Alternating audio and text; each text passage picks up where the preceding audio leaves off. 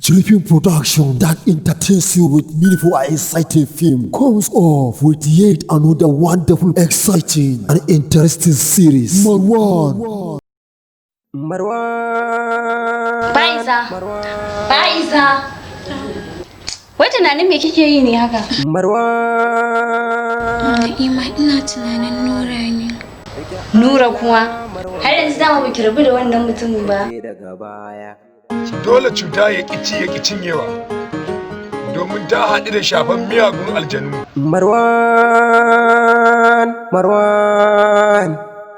Marwan is a series that entails love, hatred, pride, sacrifice, and humiliation with the introduction with a famous actor in new style. Marwan. Gaskiya ne fa wahalar nan ta ishe ni wallahi. Ka ce Nura da gaskiyan shi ya ƙi biyo mu wannan tafiya. Marwan Faiza is a young, beautiful, and a cute lady that everybody admire to love because of her naturally adorable beauty and elegance. Everybody wish to have Faiza as a wife, but unfortunately her eyes do not see per ahead, but only what is within. Marwan. Mansur! Mansur! Marwan. Kai ɗan banza kai ɗan wofi kuɗin kaɗin banza tsawon sati biyu kenan ana ma magana magani. Marwan rike Allah Marwan barje daga baya. Faiza take this opportunity to humiliate and disgrace any man that requests her love. Eventually, she come across an evil who happened to be not a human being who requests her love, but she end up slapping Marwan. Me kika mara? Kin yi na farko kin yi na ƙarshe. Bai kamata a ce yarinyar nan ta dinga tara samari a kofar gidan nan a koda lokaci. Yau in kin ga wannan da kalan daban, gobe nashi daban, na jibi daban. Prostration and Benji. Ka ba mu dawa, kawai mu kashe ta. Ba kashe ta nake so a yi ba, saboda ina son ta.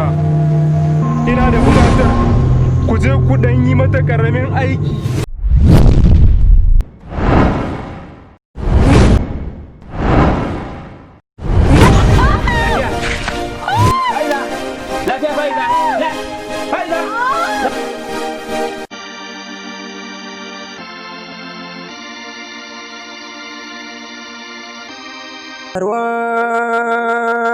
Marwan. Her father wish is to see that she find a responsible man to marriage. Marwan.